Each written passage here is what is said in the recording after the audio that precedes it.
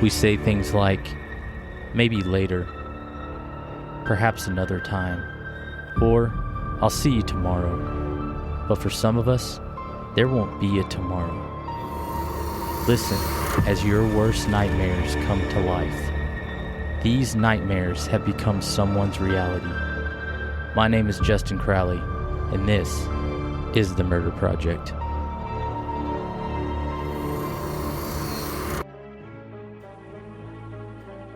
Hello everyone, and welcome to episode 9 of the Murder Project. In this episode, we're going to be covering a story that is kind of crazy, to say at the least, has a lot of twists and turns and a lot of sad events, actually.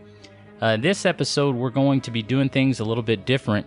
Normally, I'll do a first episode that kind of discusses and breaks everything down for the subject that we're talking about. But due to time restraints, I'm going to go ahead and change it up this time because I think it's more beneficial to have me and Mike together doing an episode if we're only going to get a chance to do one. That's why I'm here.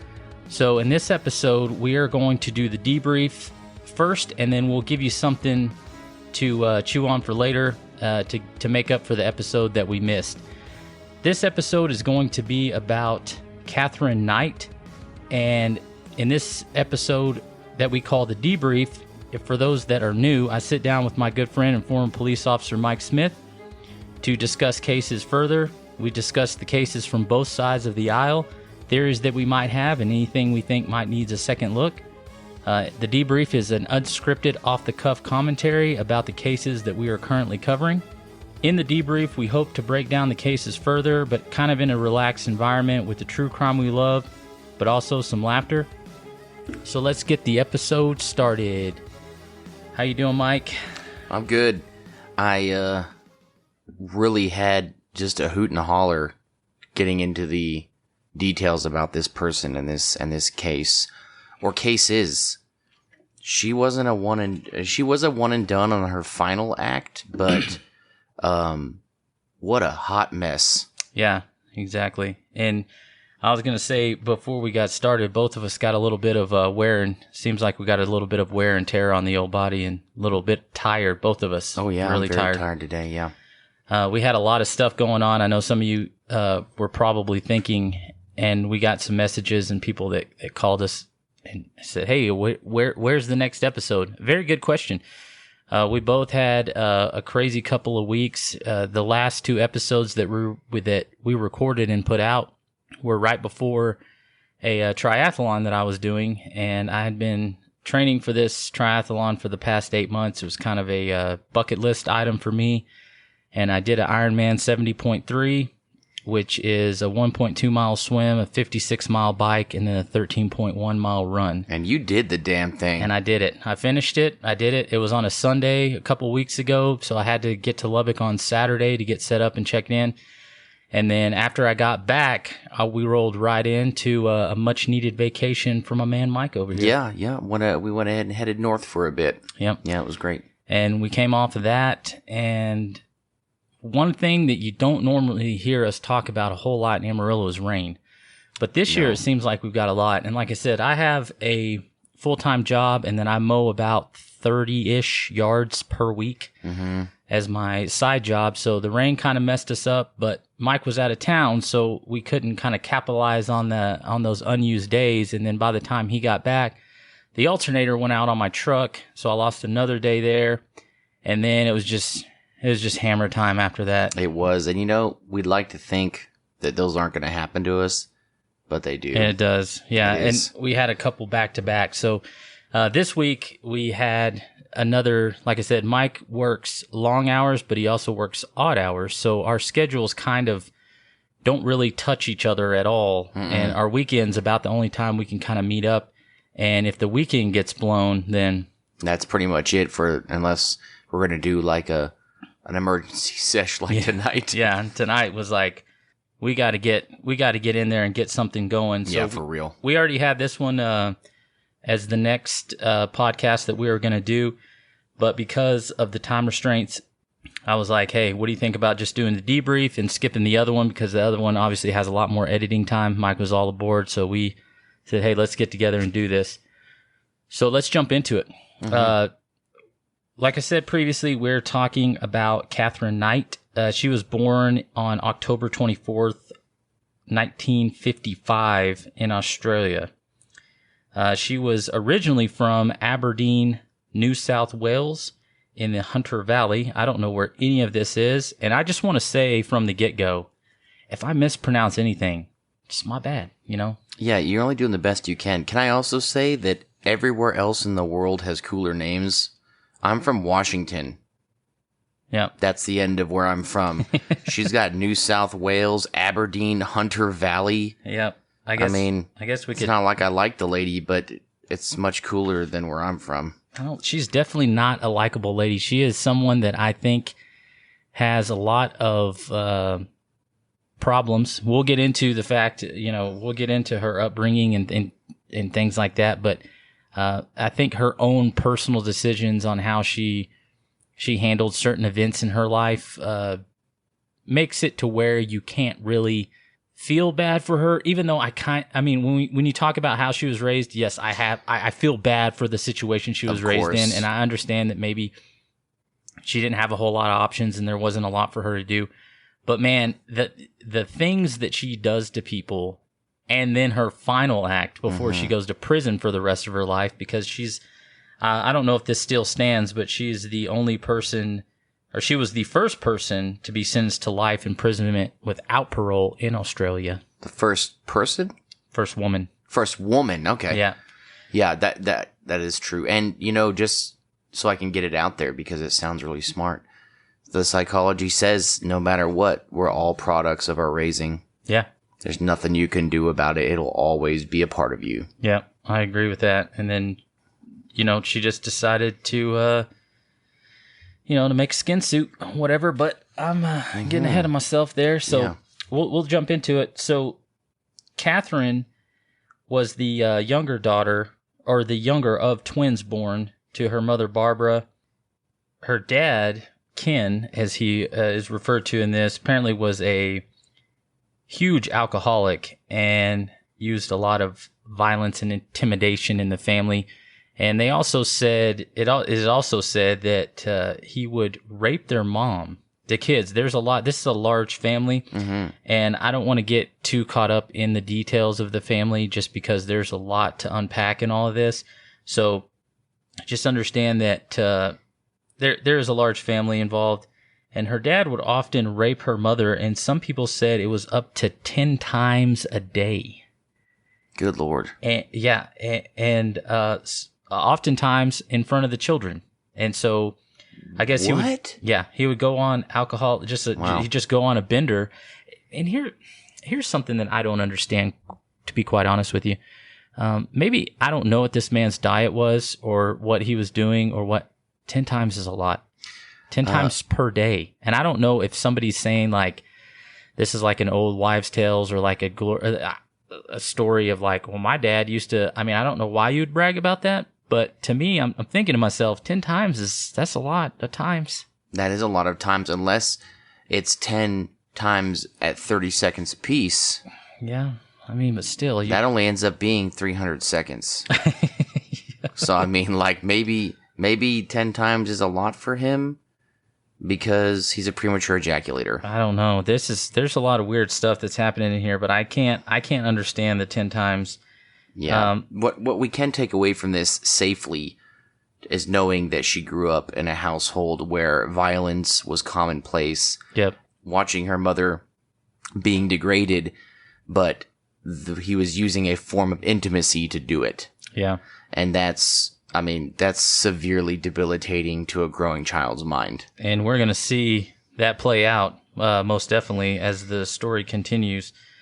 But she would often tell her daughters, Barbara, this is Katherine's mother, would often tell the kids intimate details about her sex life, apparently. This is probably further damaging the kids, and how much that she hated to have sex with men.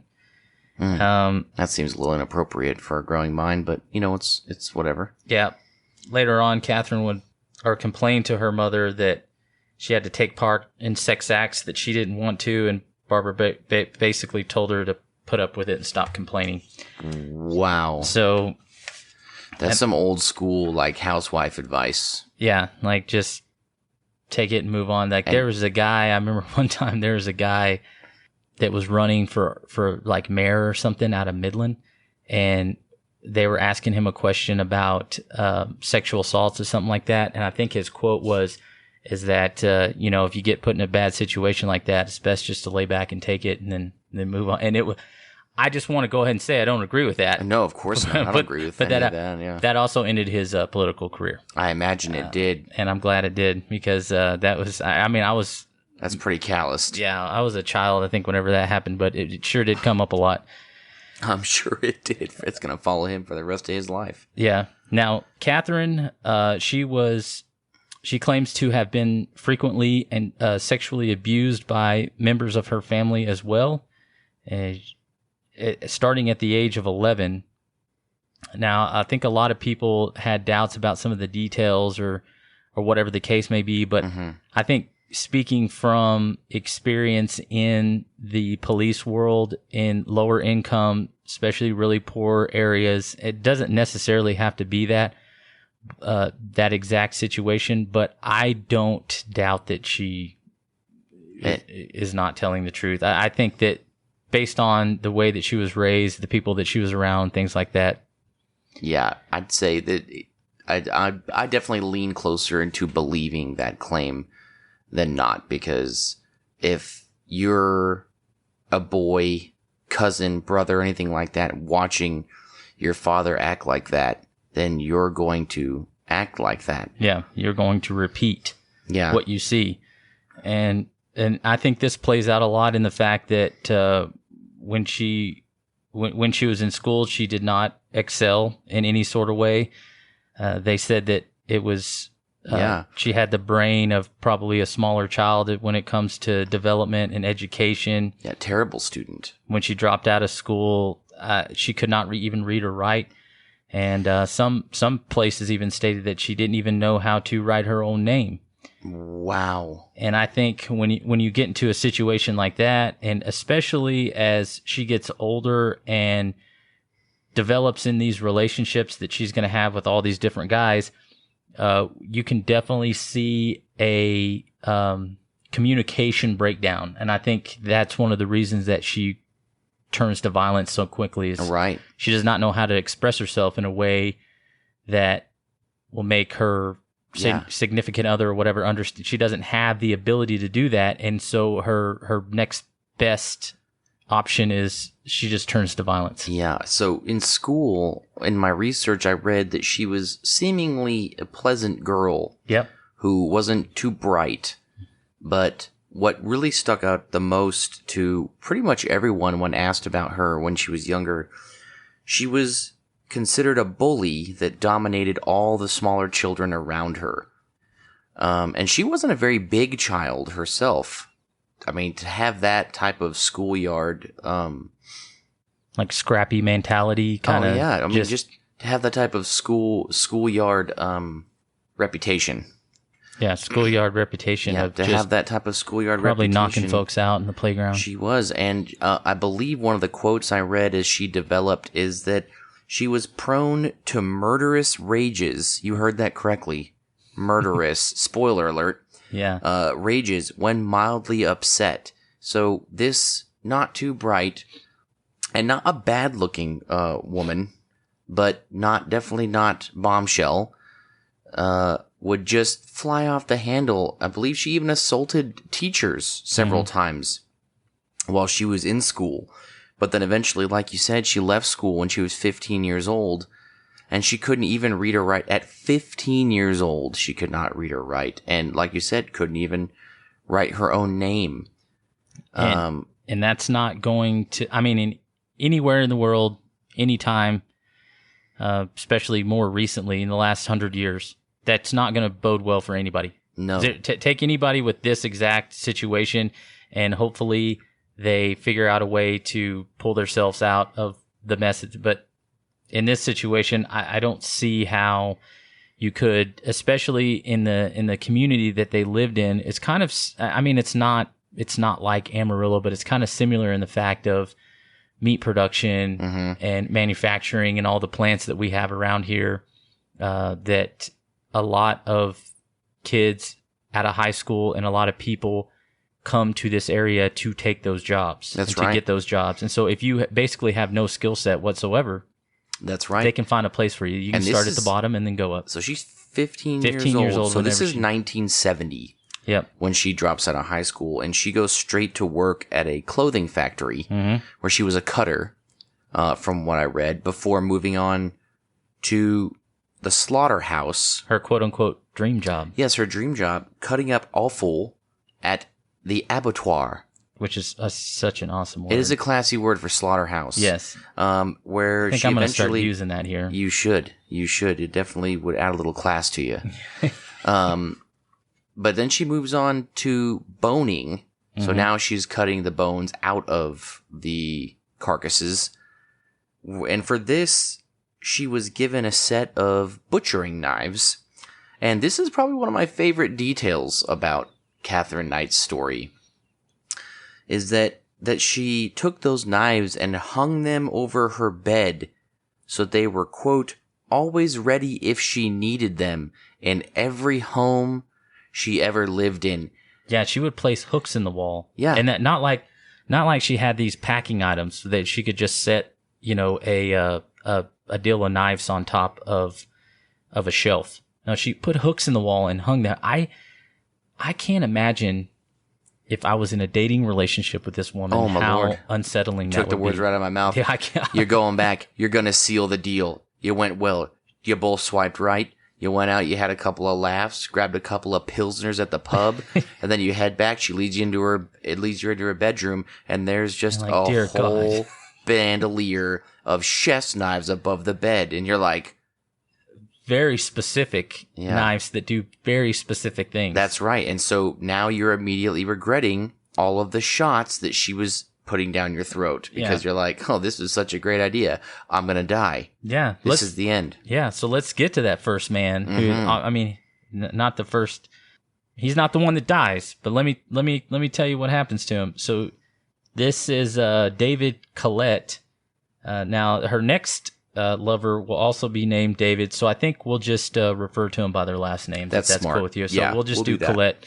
So she meets she starts dating a man named David Collette. He was I guess one of the drinking guys. She was also part of that group where, it's probably a bunch of people that went out after work, got hammered drunk, cussed a lot, got into a lot of fights, and, things of that nature. Well, somehow, they fell in love with each other. And so they started dating. And I guess basically what happened is that Katherine, while they were dating, told Collette that they were going to get married. Her choice. She just said, at this time, I think she was around 18-ish years old. She meets him in 1973. Yep. I'm sorry, I believe the term is falls for him. Yeah. In 1973. And before 1974, she's telling this man, We're getting married. Because I'm sure she doesn't have the intelligence to understand that dating doesn't have to end in marriage. No.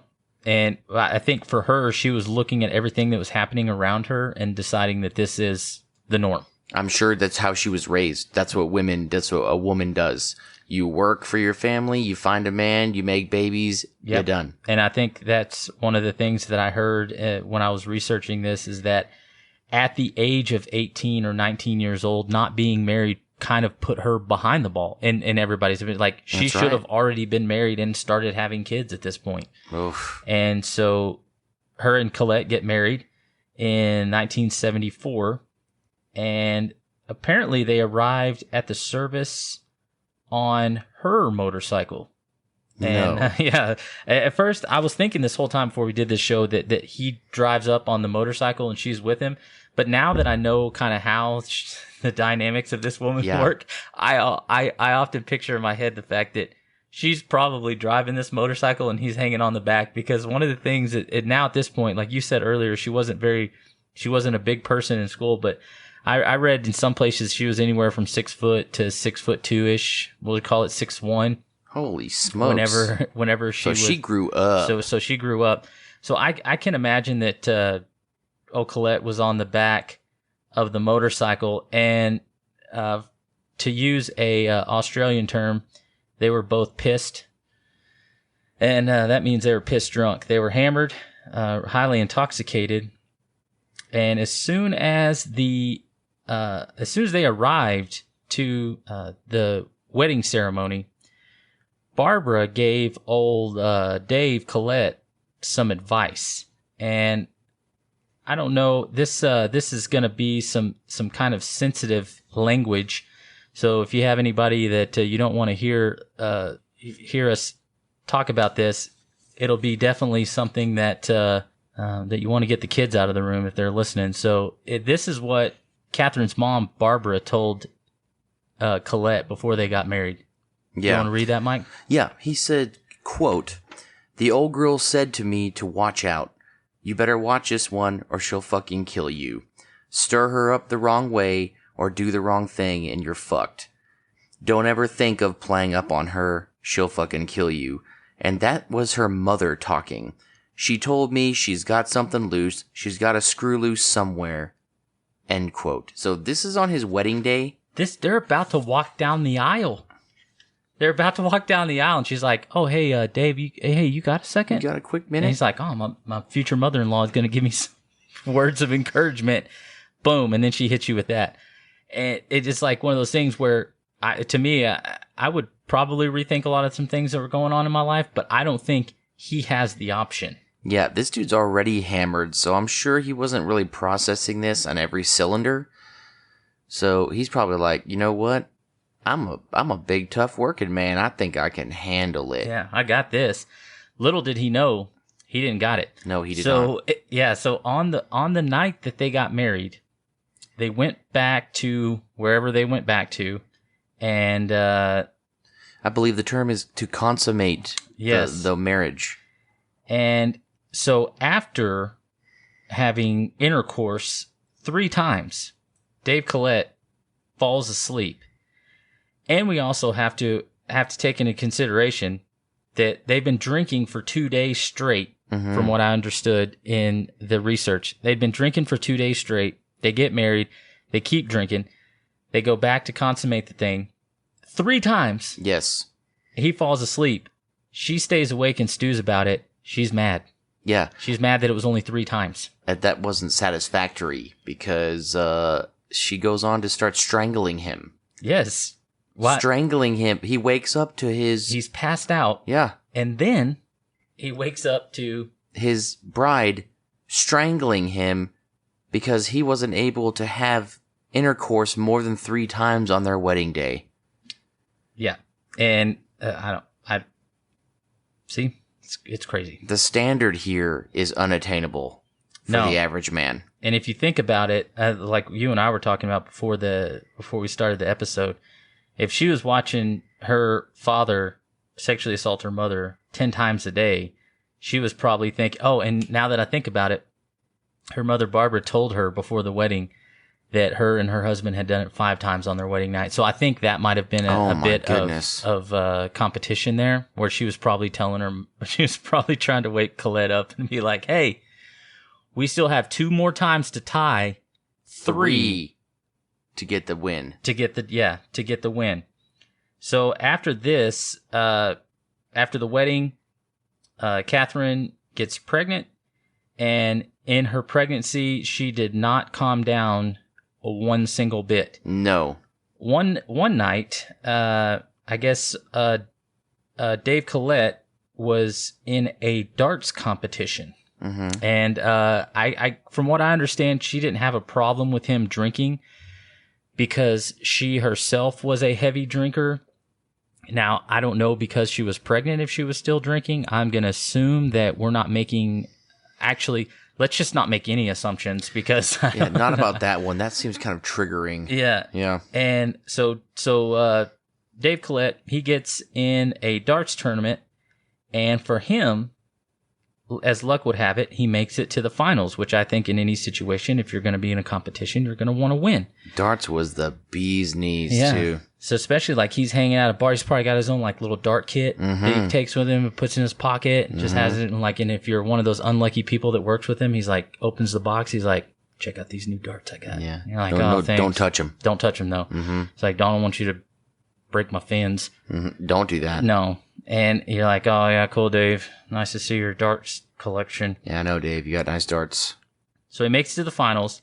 Don't believe he gets the dub, though. He doesn't. And I bet he wished he would have, because when he got home, Katherine was so mad that he didn't come home on time, because apparently she didn't mind if he went out drinking, but he had to be home when she said he had to be home. Mm-hmm. And so she started the clock, I guess, and Dave didn't make it at the buzzer. So she chopped up all of his clothes.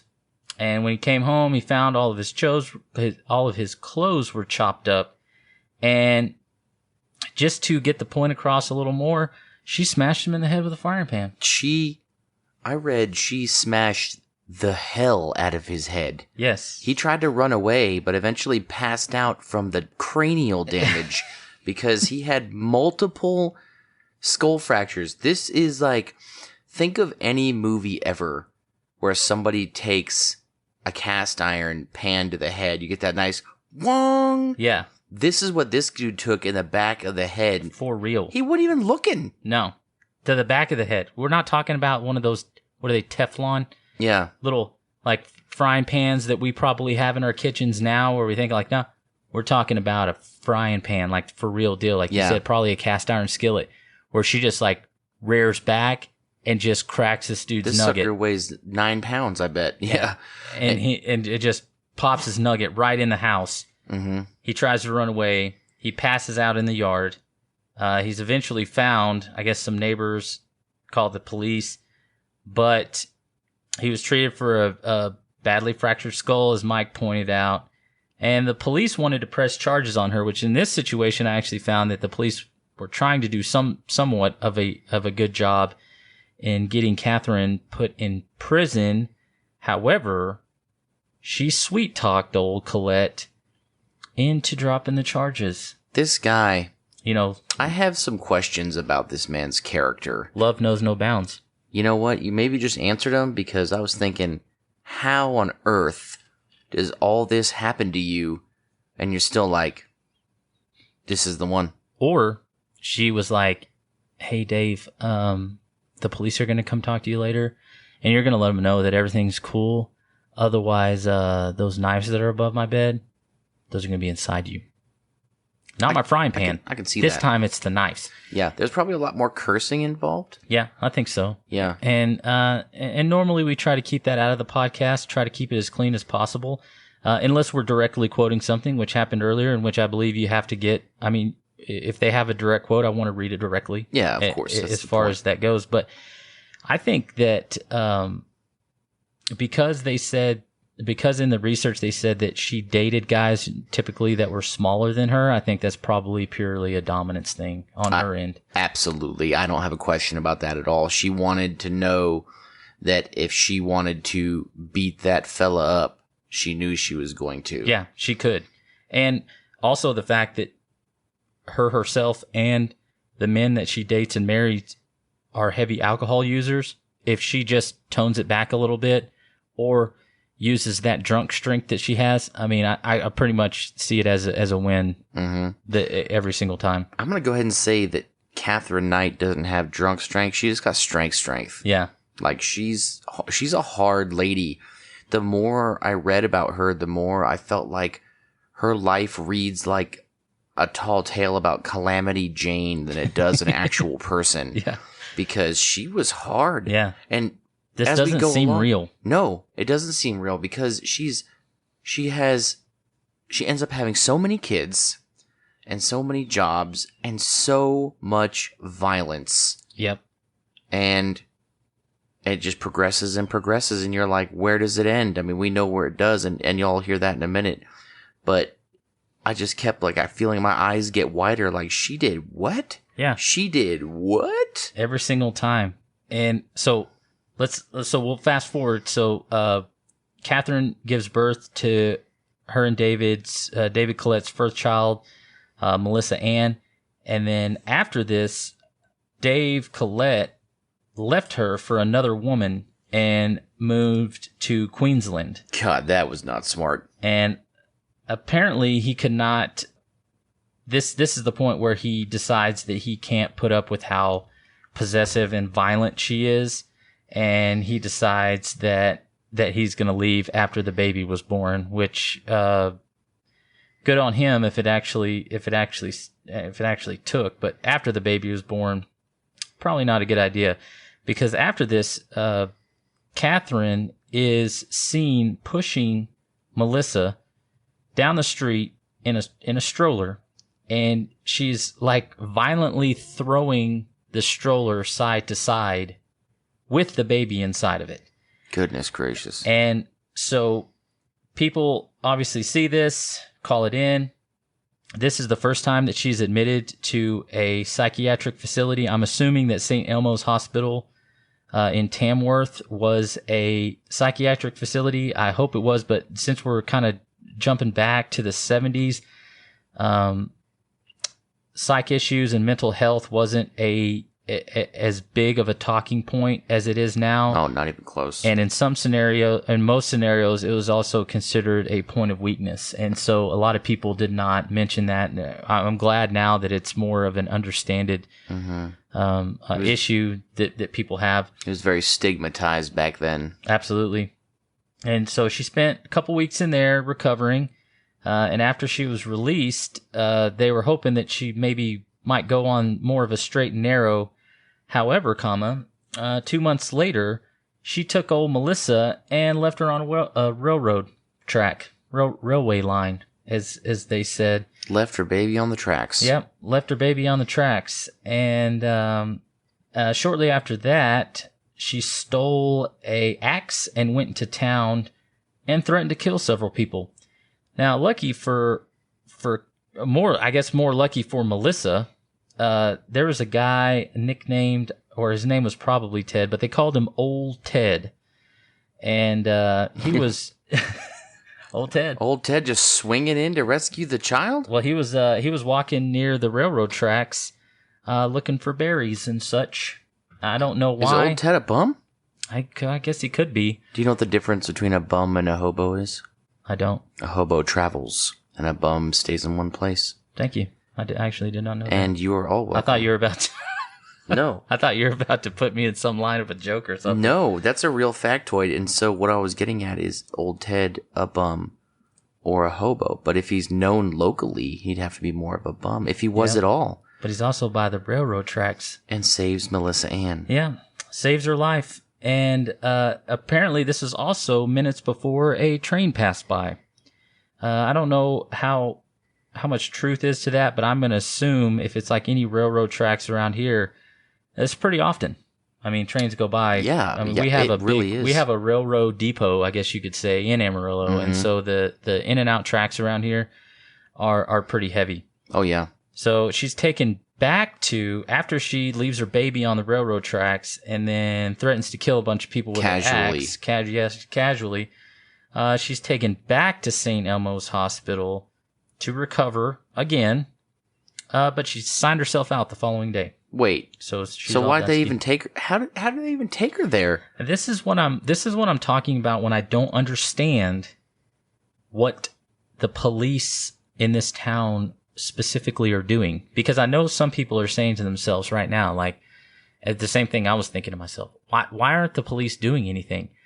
But the level of care that somebody is going to get, i.e. Melissa, and the level of trouble or accountability that Katherine, God, why do I keep calling her Kathleen? I don't know, but you need to quit. I know it. Katherine is based solely off of the effort that the police are going to give.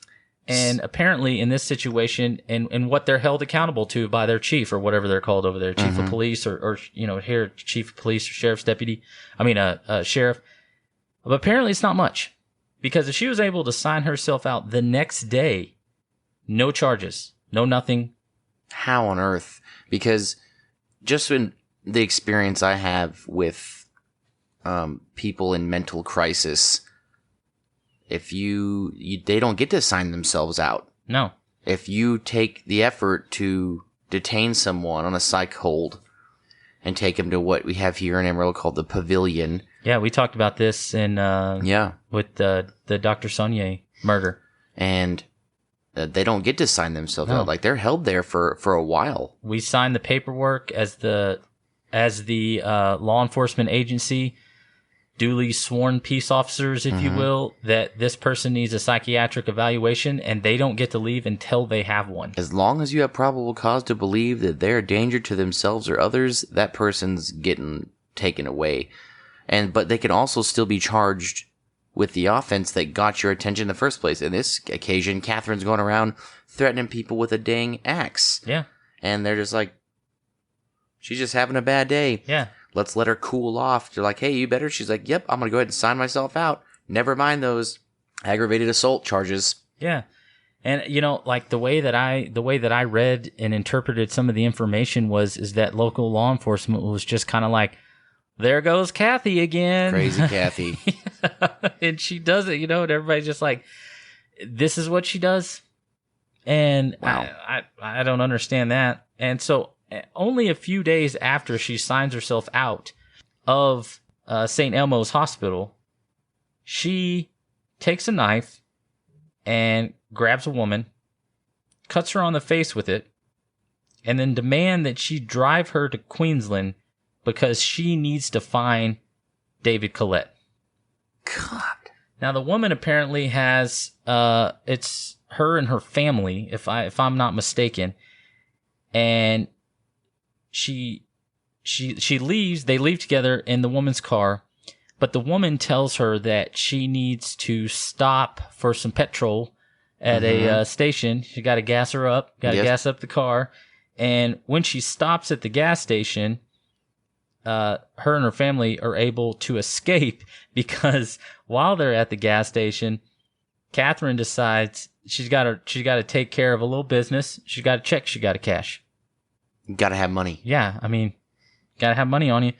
She goes into the convenience store as we know them and cashes a check. And when this is all going down, the women and her children escape at the service station, and by the time the police get there, because they obviously called the police because they were taken hostage, Katherine had taken a little boy hostage and was now threatening the little boy with a knife. So we have 2 ag assaults and multiple kidnappings just right now. Yeah. And then after they get the boy away from her, the police have to go after Katherine with brooms. Literal, like, straw brooms. Wow. To disarm her and take her into custody.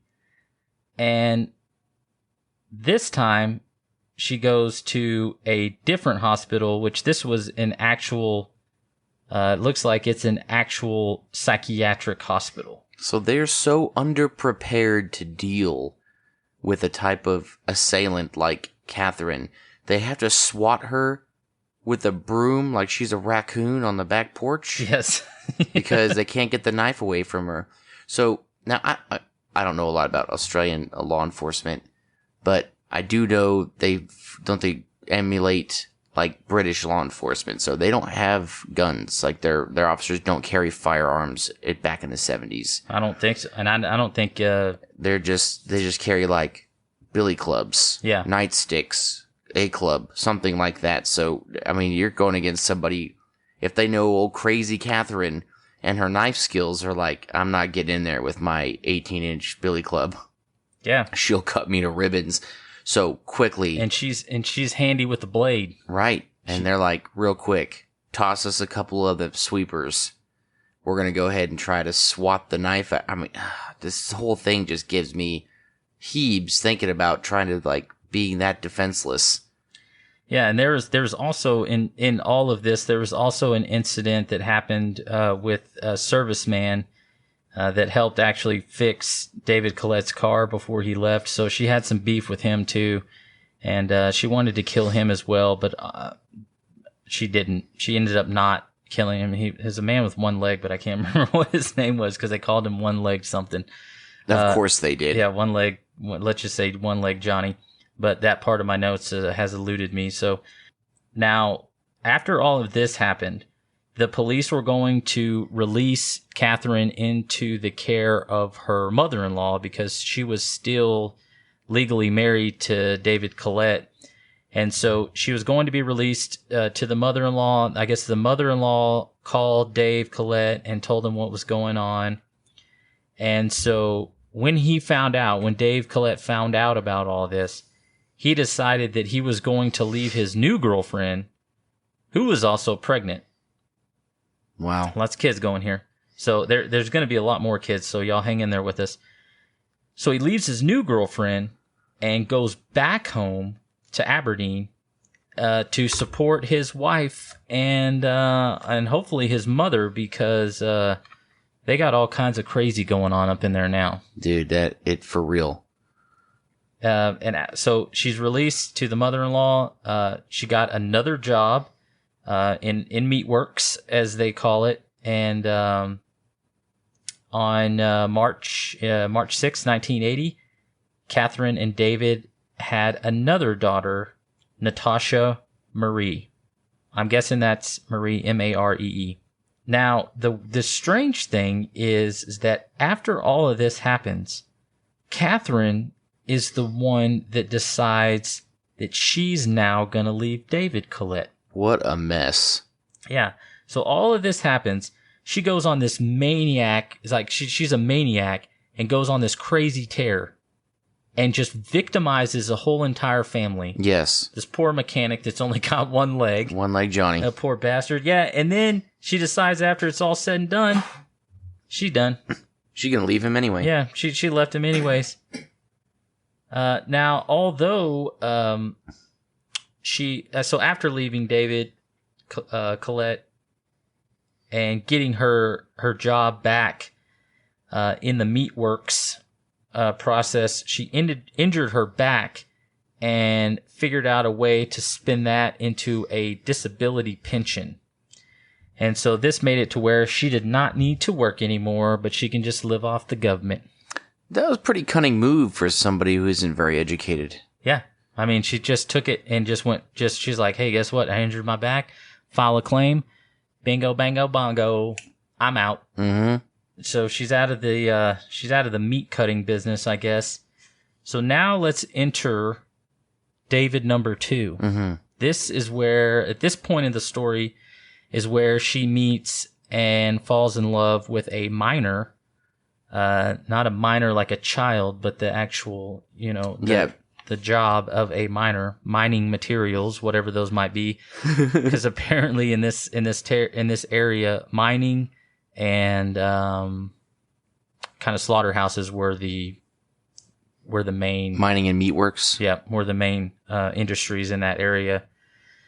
So a few months into their relationship, David number 2 decides that he's gonna. I said I was gonna call him by the last names, and then I've recreated names for him. Mm-hmm. So anyway, sorry about that. I'm gonna keep going.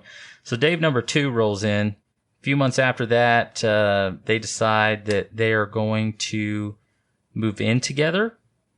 And David Saunders, Dave number 2, has 2 daughters that he moves in with them, which I cannot understand why in the world you would ever do that. But he also has an apartment, but luckily for him, he keeps that apartment.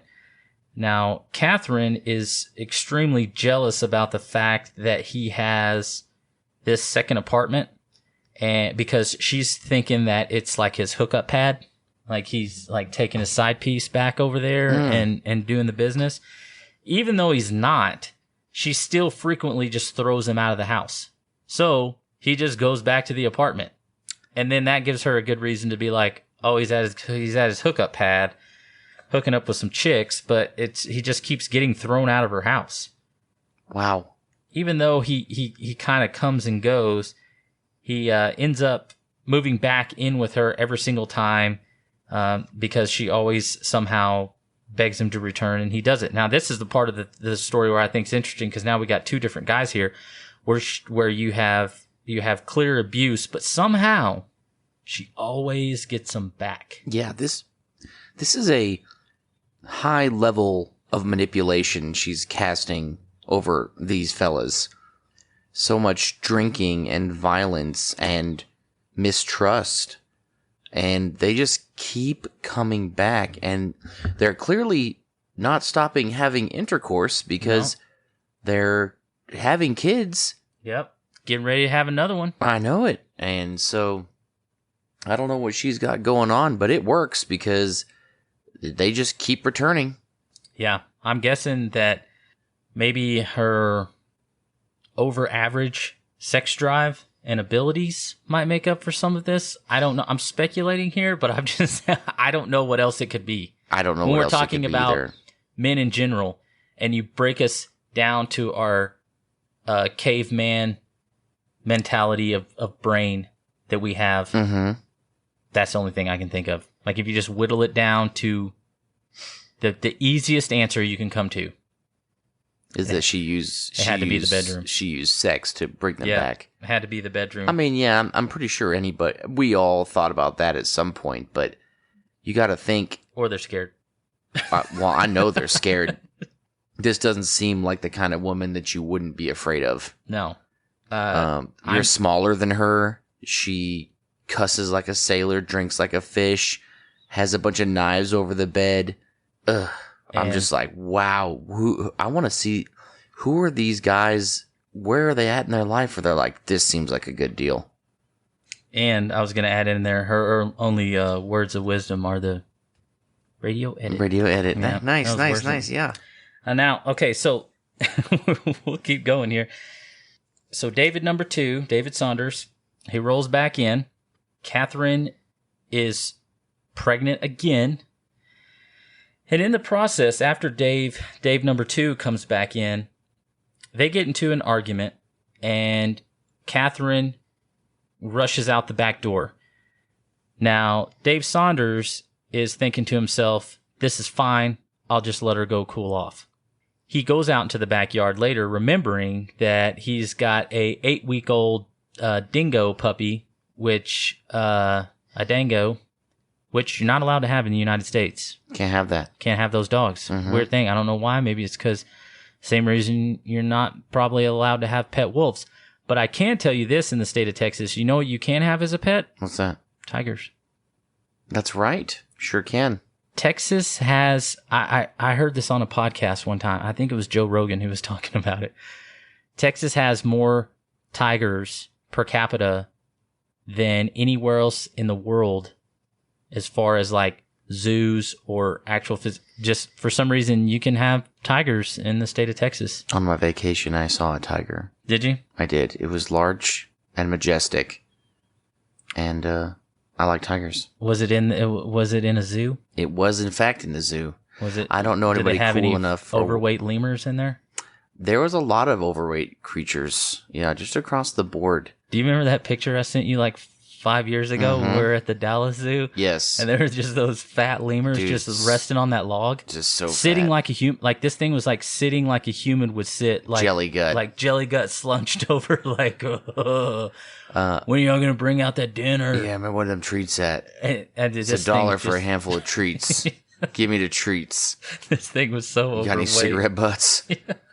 Yeah, it was too. So, all right. So the dingo pup is out in the backyard, and Dave number 2 remembers that his puppy is out in the backyard. So he goes out there to make sure that nothing bad happens to it. But something bad has already happened to it. Mm-hmm. Katherine, in her own words, said it was a clean cut. But what she did was she picked up this 8-week-old dingo pup and she slit its throat. And it apparently just bled all over her because she had blood on her. And she just held the thing while it died? Mm-hmm. Clean cut. Cut his throat. That, you know what? That is the one detail I'd be concerned about. Game over. Yeah. And yikes. And this is, to be said again, this is a woman who knows exactly what she's doing. Yes. There's also a incident, I believe, I can't remember which boyfriend or husband it was, but one of the Daves, I believe, woke up to Katherine holding a knife to his jugular vein. Mm-hmm. And she was upset about something and telling him how easy it would be for her just to end his life. And for some reason, she lost interest and went back to sleep, luckily for him. But this is just a nightmare scenario. So Dave number 2 gets scared and runs out of the house thinking he's next, which I'm sure in a situation like that. Yeah, she just killed a puppy. Probably were. Yeah. But she gets a shotgun and goes over to her family's house and says that she had killed Dave number 2, but then later just laughs it off and is like, I'm just kidding. I just killed his dog. Holy Lord. I just killed the puppy, so no one freak out or anything. I mean, it's not like... just a defenseless puppy. Yeah. And, all right, so baby number 3 comes in. This is another daughter. Her name is Sarah. And this, when Sarah is born with a H, she decides, Dave number 2 decides that he's going to put a deposit down on a house, which I guess later Katherine paid off with some of her workman's comp stuff when it came through. And from what this seems to always be a point that everybody likes to bring up, she decorated the house in a way that was very creepy. What I mean by that is there's a lot of animal skins and skulls, horns, old animal traps, leather jackets, boots, rakes, pitchforks, like a bunch of odd little... I mean, it's not Hobby Lobby. She decorated her house like a novelty restaurant, like a Bennigan's? Yeah, actually, it kind of sounds like that. Or I guess more scary, though. Yeah, that's implied. It's like a house of 1,000 corpses. Yeah, and so they were saying, yes, that's exactly right. They're saying that no space in the house, including the ceiling, was left untouched. So not only do you have to deal with the fact that if you're laying in bed with her, there are literal knives that she's used to kill things with. Yes. Including for Dave number 2, his own dog. Oh, Lord. And then you might be laying in bed with a bear trap above your head or whatever traps she had. Dave Saunders, you bought her a house after she did that. I got some follow-up questions. Yeah, a lot of follow-up questions because it gets better.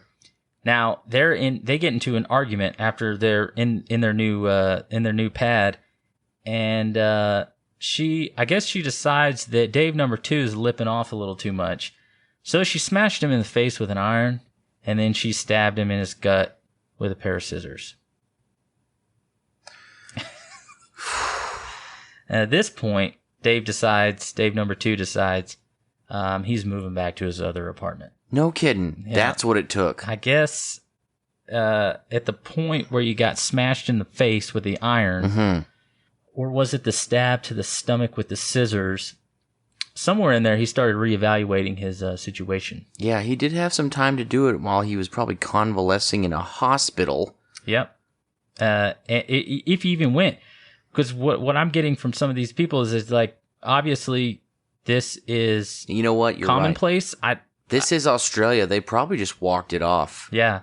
Just rub some dirt on it. There's some tough old boys down there. Yeah, and girls apparently looks like.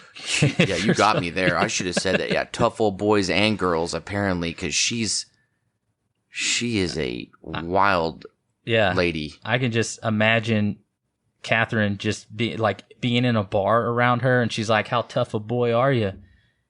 And then she just whips you in front of all your friends. You just get made fun of for the rest of your life. Mm-hmm. Well, you don't know that all the way. She might also take you home after that. That's also true, because it is said that she enjoyed the company of a man that would throw down with her. Like if they are in a situation where she got into a bar fight, or her current boyfriend or husband got into a bar fight, she'd just jump in there and throw hands with everybody else. Enjoyed it, actually. I gotta say, I would also respect that. But because of it's Katherine Knight, I'm gonna say no. Yeah. Yeah, you're right. Now and Katherine was also the type of woman that after she was put into the mental institution and got back out, and Dave number 1 came back home. So I forgot to mention this earlier, but this is a good time to go ahead and add it in, because we're talking about fighting. And the kind of connection that Katherine had with her boyfriends and husbands. But after Dave number 1 left, knocked up the other chick, and came back, Katherine's mom, Barbara, went outside when he pulled up at the house to give him the business. And apparently Katherine went out there, and like as her mom's like chewing Dave number 1 out and punching him, she just spins her mom around and just gives her 3-piece and a soda. Just right there in the front yard, and just knocks her out. She punches her mom out because she's yelling at her man? Yeah, knocked her own mother out with her fists.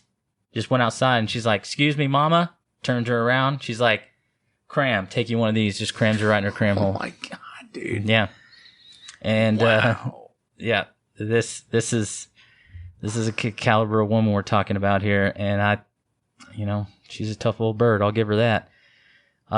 So after, Dave number 2 is hit in the face with the iron and stabbed in the stomach, he leaves and goes back to his apartment.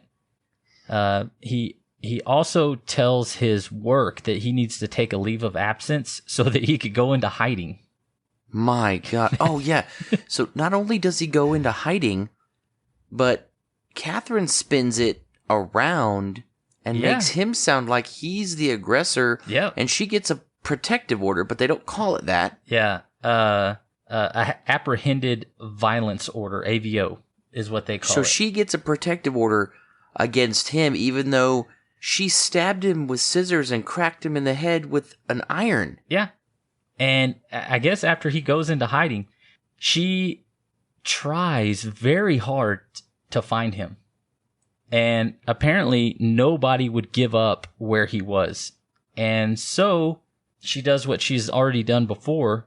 And he comes back to the house to try to see his daughter, Sarah, that they have together. And apparently she had burned all of his clothes, I believe, is the way that they put it. Okay, well, let's go ahead and call that a loss at this point. I don't even know why. Take the L and leave. Yeah, Dave Saunders. Dave Saunders, Dave number 2, get out of there. Get out of there, already. Yeah, why are you still even there? And I don't know why, but I guess maybe to like hit somebody like really hard. I know, like when I was growing up, like when I was in elementary school, and things like that. Like this is one of those dad moments I have with my kids where I tell my kids, like, we got new shoes at the beginning of school, and that was it. Yeah, that's all I got growing up. You got a couple pairs of pants. Shoes. You got some clothes. Like I remember when I was a little kid, I think I was in like 2nd or 3rd grade. I laid out my clothes in my closet on what I was gonna wear Monday through Friday to school, but it was the same 5 things over and over and over. Yeah. It wasn't like... the same. Yeah. Like now I go back there and look at my kids' closets and I'm like, what? Yeah, I understand. Got kids and they're all their stuff and everything's got to be Under Armour and I just want to smack them and not really. But. I had like one set of clothes. I almost only ever had 2 or 3 pairs of pants ever in my life. And then I had the one over there called like the church clothes. Yeah.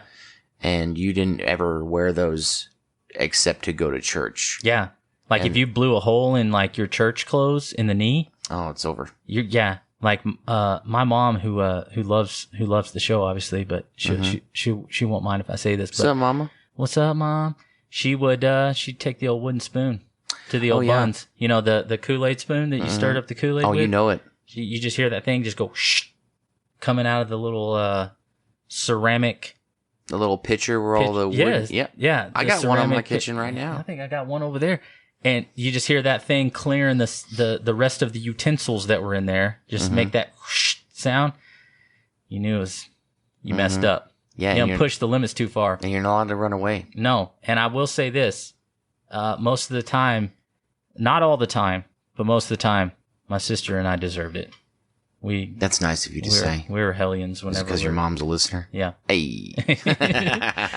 And so I think this is one of the things where when we're talking about the clothes and we're talking about people with not a lot of income, this hits really hard. I mean, he had 2 places to live, though. Yeah, that's true. I would assume that he had the money to... I just keep coming back to that, and I don't think I'm done doing that either. what was happening in these men's lives where they're like, but she's got it going on. I gots to go back. Yeah. And I'm like, she stabbed you. And he's like, it doesn't matter. Doesn't matter. She's it. I love her. I made a baby with her. Yeah. And so I'm going to go ahead and go back. She somehow makes these guys feel bad about her assaulting them for doing nothing. Yeah. This is I mean, to me, you hear more of this, obviously, with guy-girl relationship where the guy beats up the girl and then convinces them that, oh, he was just drunk and he won't ever do it again. Right. And then they stay. This is that same classic line. It's just in the reverse. Right. And I think that's what makes this case so interesting, fascinating, really, is that this wild woman flips the script just right over from what we would commonly view as like domestic violence. Now, I'm sure there are times when these fellows probably fought back not very well, I imagine. She doesn't look like she's probably very easy to whip. No, I wouldn't. I almost think to myself that if they did fight back at any level, she just returned it tenfold. Yeah, for real. And so you only make that mistake one time. And like we said in the beginning, man, we're all a product of our raising. This is how she was raised, and that doesn't go for just her kids. That's also going for the men in her life. Yep. Now, okay, so Dave number 2, after he goes through all this stuff, he goes back into hiding, I guess, and she's gone. So now we have a different guy. I was going to say another John just to be funny, but his name's actually John Chillingworth. Katherine and John became an item, and lo and behold, she gets pregnant again. And so she's going to have another kid. And she's how old when this happens? I'm not sure how old she is, but the man that got her pregnant was 43. But I'm thinking she's got to be in her late 30s. Is she 38? 35. It's 1990. So okay. 1955 to 1990 would be, she's 35. So she's 35, and I think this is kid number 4. Mm-hmm. We're up to number 4 now. Yes. And she gave birth the following year, and this baby's name was Eric. She had a baby boy this go round. And from what I understand in the research, all of her kids are fierce defenders of her. Programmed. Yeah, which that blows my mind, but whatever. Their relationship lasted approximately 3 years, and before she left him, or why the reason why she left him is because she was having an affair with another guy, and this man's name was John Price. Apparently, everybody called him Pricey, which is, I guess that's a cool nickname. That's not a bad nickname. So Pricey. So she has a baby with John Chillingworth. Yep. And then she's cheating on John with the John number 2. So she had 2 Davids and 2 Johns? Dang it, I didn't even realize that. Yes. So now we're on to John number 2. We'll just call him Pricey. Yeah, well, yeah. God dang, man. I don't understand. Maybe there's something with her where she just... Yeah, so now we're on to John number 2. So Chillingsworth... 2 Johns don't make a right, or what? Yeah, she's got... I'm definitely seeing a pattern here of violence mostly, but also of her lovers' names. Yep. And so she has an affair with Pricey, and I guess she had been known to say that he was a terrific bloke. He's a good guy. And everybody around him that knew him thought that he was a good guy. And so he's got also he's a father of 3. He's got 3 children, and he apparently was aware of Knight's of Katherine's violent reputation. And he still let her move into his house. And he's like, I'm going to be the one. I'm going to fix this. Yeah, I can fix her. I can fix her. And apparently his children liked her. And John, number 2, Pricey, he was making a lot of money working in mines. And apart from the violent arguments, as is probably to be expected, they had a pretty good relationship. Well, I'm going to respectfully disagree that she ever had a good relationship ever. But you know what? Okay. Yeah. And the only reason, apparently, things are going to go south in a big way here is that Pricey did not want to marry her. He did not have a problem living together, raising their children together, violently arguing with one another. You know, just casual family things. Yeah, slap boxing in the living room when things get nasty. She's like, I don't like the way you didn't do the dishes. Put your dukes up. He's like, I thought the women were supposed to do and she just smashes his teeth out. Oh, yeah. So his refusal to marry her apparently was the thing that made her very upset. So to get back at Pricey for not marrying her, and this woman, she just makes me so mad. She videotaped several items that they had in their house.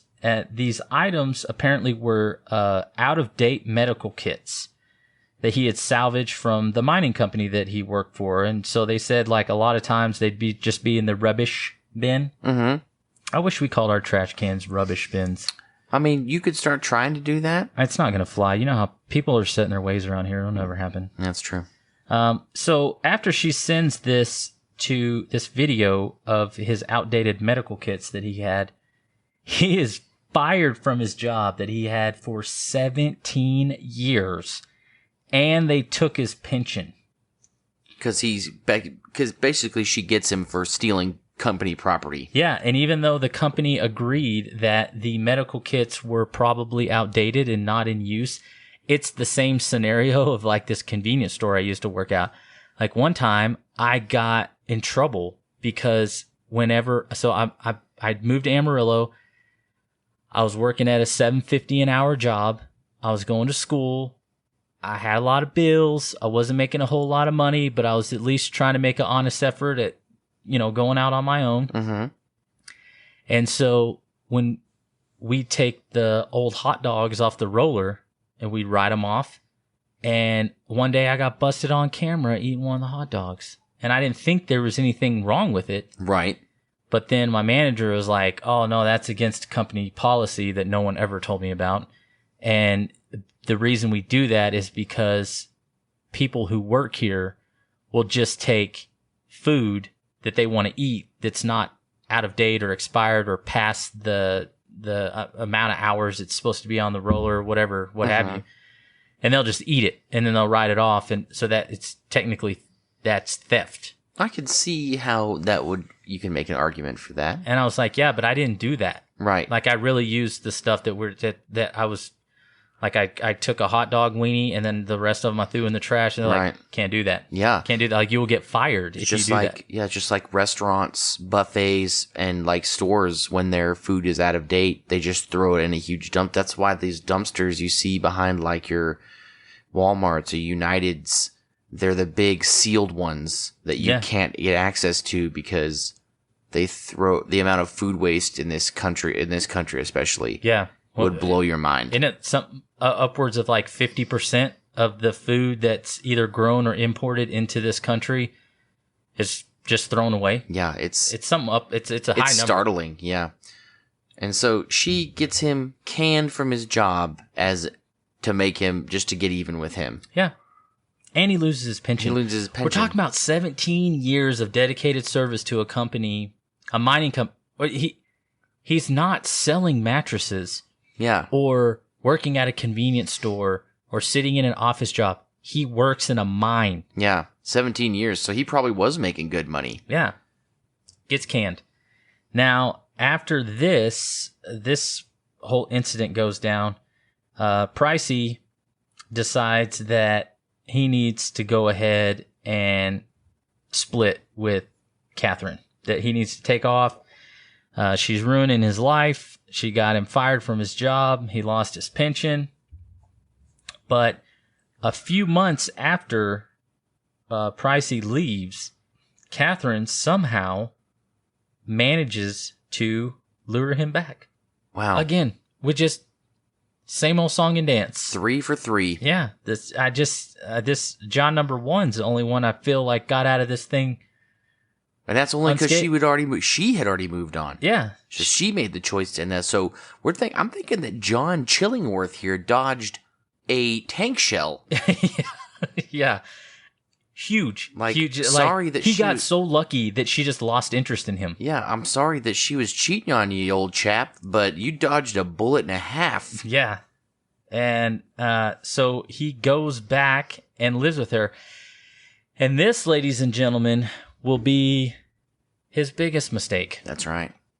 Because something very unfortunate is about to happen to our dear old Mr. Pricey. Oh, it's so twisted. And he's not going to get away, if anybody had any question.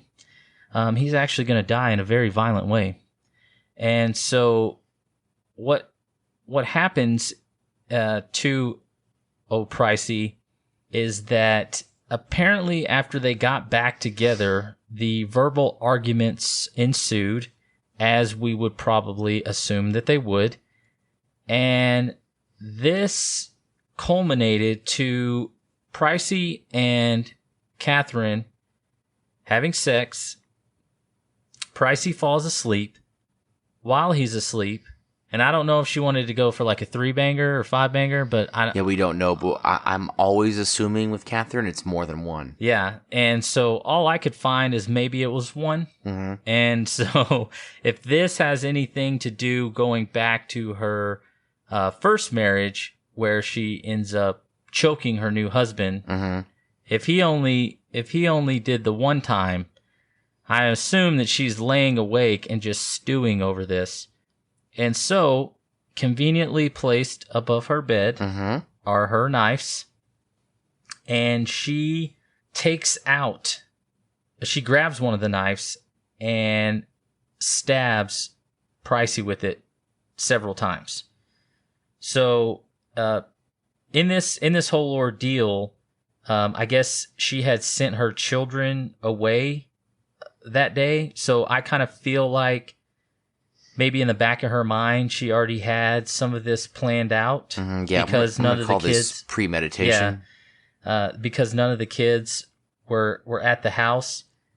But I guess she had sent the kids away, got her some new black lingerie, which is a visual that I don't really want to have. And she ends up stabbing Pricey. From what the evidence shows, he did not die in the bed. He was able to get up and he took off running, and he had stab marks on his front torso and several other places, but also the back. Oh, wow. So my guess is the initial stabs were probably front, and as he was trying to run away, she was stabbing him in the back. And at this point, Pricey loses consciousness in the hallway and dies. Unfortunately for Mr. Price, that's not where it ends. So apparently the next day, some of the neighbors were concerned because Pricey's car was still in the driveway, and they thought something might be wrong because apparently he was a man that did not miss work. And so one of his employers showed up over to his house and was knocking on Pricey's bedroom window to try to wake him up, and thinking maybe he pulled an all-nighter or something. Sleeping in. Yeah, missed work. And he ended up seeing blood on the door, and I don't assume, I know that there was blood everywhere in that house. Oh, it had to be. And so it was very easy for them to notice something was not right. So the police ended up showing up, and they broke the door in, and they found his body. Oh, I'm going to use that term loosely for now. Katherine was in her bed. She had taken apparently a large number of pills in an attempt to kill herself, which And in my opinion, that's probably more of an outcry of like, look at me, look how sad I am. Look at what have I done? I'm such a monster. I have to kill myself. I took 40 milk thistles. Yeah. And you're like, yeah, you're not going to die from that, but nice try. She's like, no, I said 40 though. Yeah. Like, remains the same. You're going to be fine. You're going to pee most of that out. You're fine. Get up. Yeah. You might liquid crap your pants later, but yeah, you're going to be all right. And that's not good either. But I mean, yeah, you're not going to die. Yeah. So they've come to find out later that she had, like I said previously, she'd stabbed him. Apparently with the butcher's knife is what they said was the murder weapon. Why would you not? Yeah. There's going to be a few more knives in here, but so Katherine stabbed him, chased him through the house. And he did actually manage to get the front door open.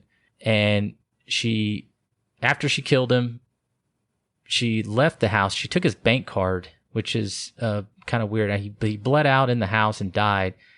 And then she took his bank card and went into Aberdeen and withdrew $1,000 from Pricey's account, his ATM account.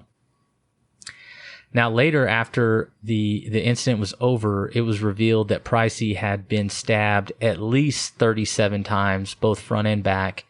Golly. And many of the wounds extended into his vital organs. Yeah. I'm sure they went deep. And we got to assume that she is so dedicated to her craft, or that she was, that I bet every single one of those knives was just razor sharp. Yeah, agreed. I was about to say that myself. Now, where it kind of gets interesting and also disgusting is that after this, after Katherine went back to the house, she skinned Pricey and hung the skin from a meat hook in the door of their house, in the doorway of the house. She made a Pricey suit, just a skin suit. Golly. And from what I understand, she was able to do this in a way that no law enforcement or medical examiner had ever seen before, ever. They said that she skinned him from his head down to his feet and was able to take off the ears, the nose, his genitals, all the way down in one piece. She had a Pricey suit. Yes. That was literally one piece. Yeah. Like, has anybody ever said, like, I used to say the joke, like, I don't want to go over to someone's house I don't know because I don't want to end up a lampshade in some creepy guy's apartment? That's from a movie. I don't remember which one it is. This is actually that. Yes. This is the real deal Holyfield. Yeah, this is the situation where she skinned him and then hung his skin suit up in the doorway of their house. That had to take other than the fact that this is so disgusting, that had to take so long, or did it? I'm about to tell you. The medical examiner, the medical examiner was able to sew his skin suit back on his body after this was all said and done because it was done with such precision. But he said with the amount of skill that she had, this couldn't have taken her more than about an hour. Holy Lord. Yeah, he estimated about skill. an hour, but the skill and precision that she had. That's disgusting.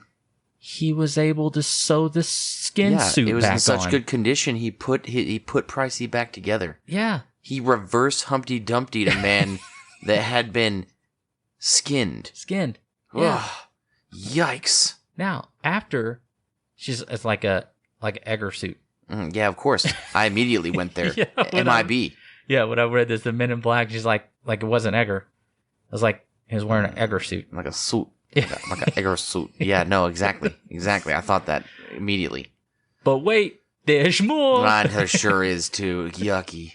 So then she decides it's time to do a little rump steak. Mm-hmm. And so she literally cuts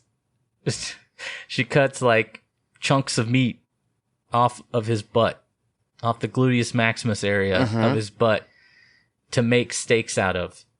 And she apparently was going to serve the meat up with some good old baked potatoes, which I'm a huge fan of. Negative. pumpkin and zucchini. You're not a baked potato man? Nope. I don't know how I didn't know that. Some zucchini, cabbage, some yellow squash, and some gravy. So she made a full dinner out of this dude's butt? Yeah. I mean, she put slabs of his butt down on a plate and then made a meal right around it. She's like, make sure everybody gets your veggies. And nobody ate this. No. Now, luckily, she was preparing to serve his body parts to his own kids. 3 children I was telling you about. That's right. She set up a place at the table for all 3 of his kids with their names on cards and then personalized notes to the kids. Jesus. Now, I don't know if this was like thought out all the way, as in if she was actually going to get the kids in the house, because we have to remember at this time when she's cooking this meal, his skin suit's still hanging up in the house. Yeah. And from what I read, this was all done in the very early hours of the morning. Yeah. So if neighbors noticed at 6 a.m., a delicious smell coming from the kitchen, you mean? Oh, golly. It probably did smell good, and I hate to say that. I don't like that you said it either. Because it probably did when you add all the veggies and was stuff he in very in shape? Oh, that's not very good taste. I don't know. Or was it? Or she might know. Yeah, God, I'm sorry for that one. Now, when police were saying that she planned on serving him to his children.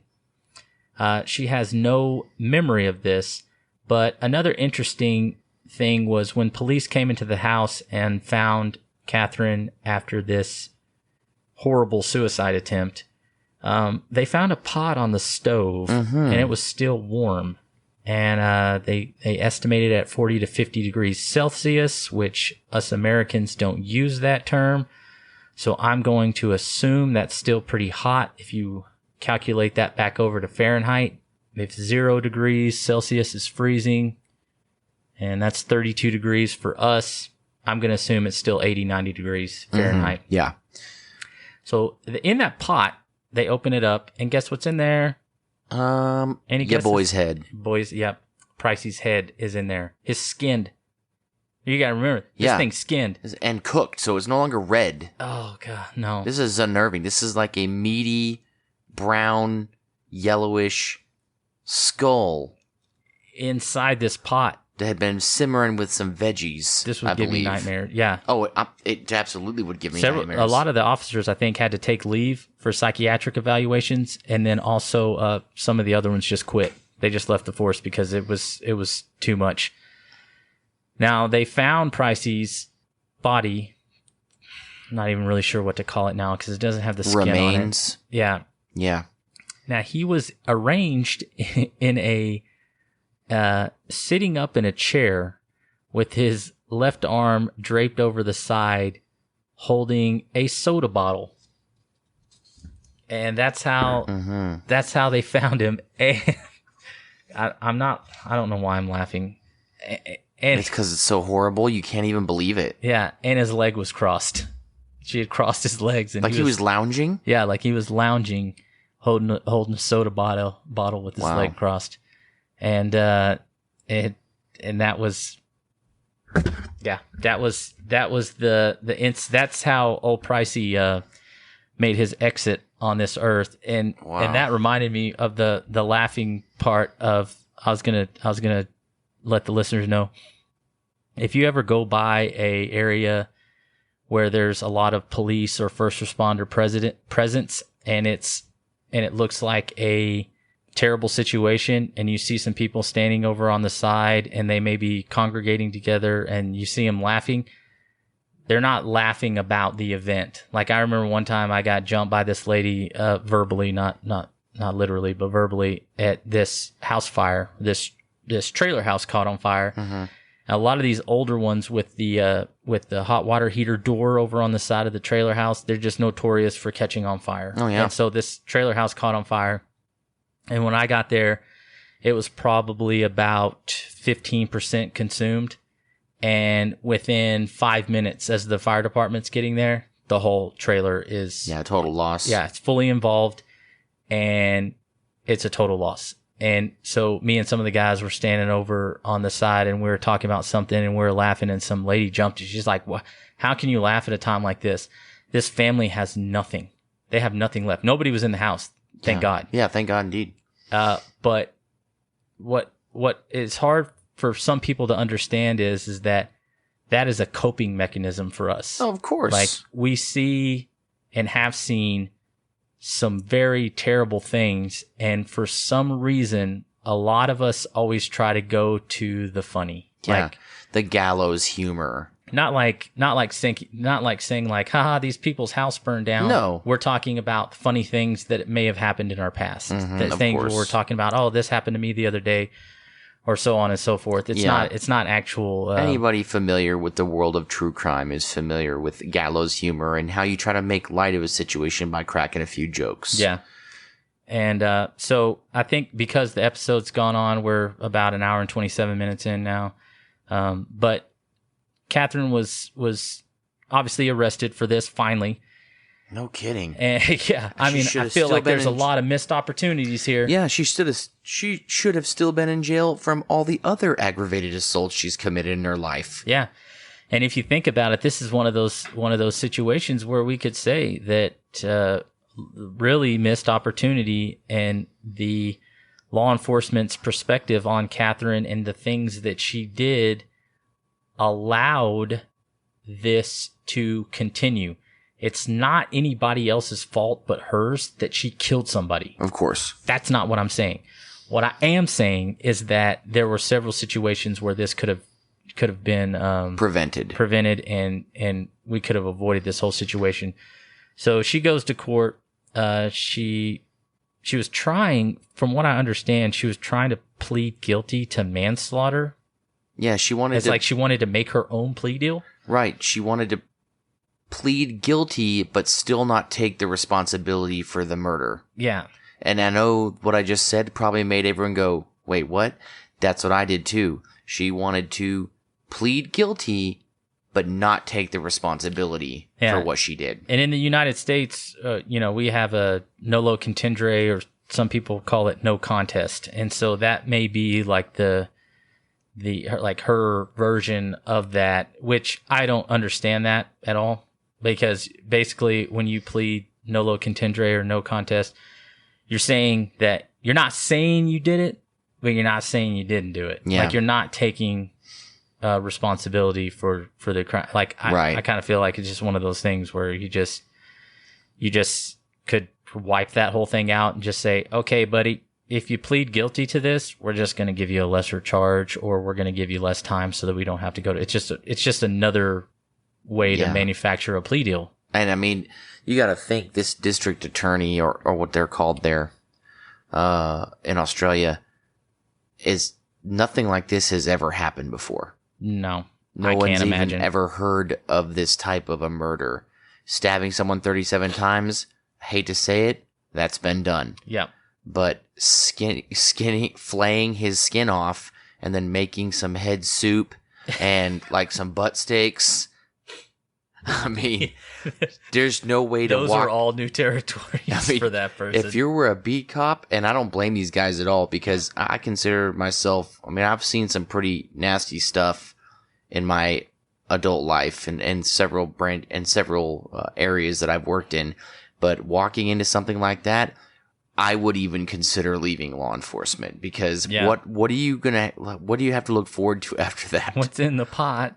Exactly. What's in the pot? You could have left right there and wrote a book. Yeah. But anyway, let's go ahead and finish up. So she tries to pull some weird stuff in the court. Mm-hmm. In the end, it doesn't work out. They convict her in October of 2001. Yeah. And she gets life without parole. Even though I do believe she does use up all of her appeals. Yep. Imagine the lawyer trying to get a reduced sentence. Yeah, imagine the unlucky guy. He's like, or hey, girl man, that's just like, hey, we hate to do this to you, but you got the Katherine Knight case. He's like, yeah, she totally did it. Gosh, everybody knows. So like, yeah, actually, you're defending her, and he's like, yeah. Why did I end up doing this? I shouldn't have lost that game of golf. Yep. And apparently in prison, she is very well put together. And she doesn't get any trouble. She has a job, I believe, where they said she put together earphones. That's right. And she's got a extensive collection of crocheted items in her jail cell, which I'm telling you, like, I don't know what warden, as we call him in the U.S., gave her permission to have crochet needles. Yeah, but I got to feel like unless she's doing that with her fingers, somebody made a mistake. I'm in America, and I'm scared of the fact that she has any sharp object. Yeah. But you know what? I thought was interesting while I was looking up this case. If you guys are interested, just go Google Katherine Mary Knight and look at her pictures. You'd be surprised how many of them post-arrest and post-imprisonment, she's smiling. Yeah. She's just chilling, smoking a ciggy, Mm-hmm. you're just having a grand old time, because imagine the amount of street cred you got to be in a women's prison for, I mean, I don't think Pricey deserved it. No. But she's telling her version of the story. Yep. And I guarantee she's been a victim the whole time. And she's the prison boss in her little cell boss, prison boss, pod boss, whatever you want to call it. Mm-hmm. They've made sure to let us know that she is that. And I believe it. And the older she gets, the less credibility it'll have on the newer and younger generations coming in. But then she's going to have that kind of grandmothered in clout that goes along with clout. The crime. Indeed, for what she did. That goes along with her crime, and I can't. Now, the one thing I want to end on is, I believe I read that she denies ever consuming any. Yes. I don't think in anything I read, I did not see where any, because she is labeled as a cannibalist. Yeah. But I never saw anything that showed that, like, she was actually in there, like, grubbing down on the butt steak. Right. There's no way to prove it. Yeah. Even though it might have been a good cut, or maybe it was. Or maybe was it more like a ribeye, more like a top sirloin? I'm not sure. This is getting too far. This is going too far. But what I did read is that I had a chunk. I was thinking about my own. I actually had a chunk of my butt cut out. You do. Yeah. You got quite a gangster lean these days. I do. Limping ain't easy, but I do it. Mm-hmm. But God dang, you do. You ran a half Ironman. Yep, knocked out that half Ironman, and but it was killer. It is killer. I'm very impressed. But the last thing is, what I think that stems from is because there was another plate of food that was prepared that was cast off in the backyard of the residence that she was found in. And they believe that she did try some of it. But there's no way to prove it. So I think that even in processing / cooking human flesh will get you the cannibal tag. But I believe it's also thought that she did ingest some. Mm. But I don't actually know that for sure, because when you're getting into these things, there's so many sources. Yeah. So you're just always getting... There is a lot. And this tale has been told a lot of times. Right. And so, in a situation like this where it's more commonly known outside of Australia is what I found, because at the time, they did not really cover a lot of this in the news because they didn't want the people around them to know that this was happening. How could you? Yeah, you really... Especially from a leadership standpoint, you don't want something like this getting out. Now, do I believe in any governmental entity making sure they have complete transparency? Of course, because I live in America and there's enough shady crap going on around here. We're not going to get started on that. Mm-mm. But I imagine in a neighborhood or residence or a city, if you're like, hey, sorry about that, but this made the news, your neighbor skinned her baby daddy and just started cooking butt steaks at like 2 a.m. And then everybody's like, oh God, I knew we shouldn't have went over to that barbecue. Yeah. What else did we eat? Exactly. These are the questions that are going to spiral just greatly out of control. And now you're wondering what other shady crap there was. And then the tall tales start getting told, which you don't need to make these ones very tall. You just have to tell the tale. Yeah, because in some countries not too far from Australia, that little puppy would have been a delicacy. Mm-hmm. The little 8-week-old puppy. You could have just skinned it and made some... I don't want to go into it. I love dogs, but... You were going to. Yeah. You were getting ready to fire one off. My poor Rosie dog, she's outside in the backyard right now because she will just continuously bother us the whole time that we're trying to record, and frequently go and drink water. She snores like a rhinoceros. She does. And she So also loud. she has the loudest mouth noises of any creature on four legs this side of the Mississippi. She does. It's just the smacking noises, and you look over there, and all she did was just move her tongue one time. Yeah, she's not eating anything. It's just these smacking noises. I don't even know where they come from. Some of them, they really give me the heebs because it sounds like stirring macaroni and cheese. I know that's a popular term these days. And also very gassy. Yeah, oh man, she is. She's got a lot of gas. All right, guys, we're going to leave the episode there.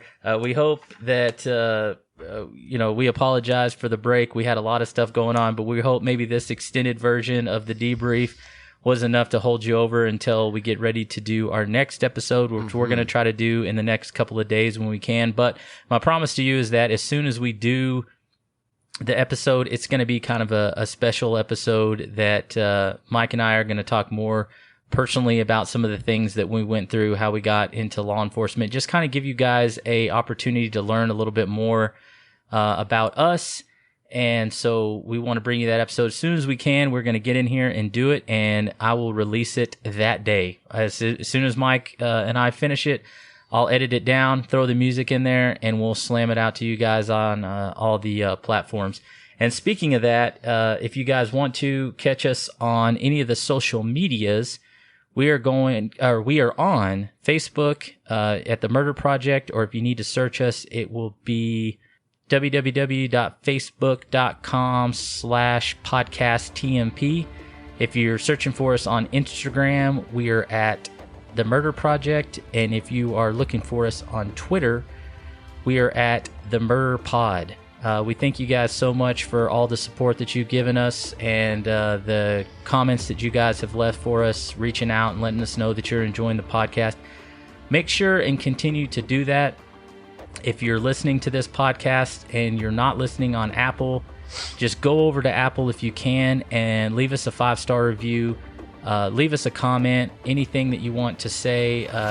But it really does help get our name out in the beginning, because we are dealing with a vicious algorithm system. And so in the early days of the podcast, they are definitely left kind of on the back burner. So any support that we can get from you guys, we really appreciate it. Definitely.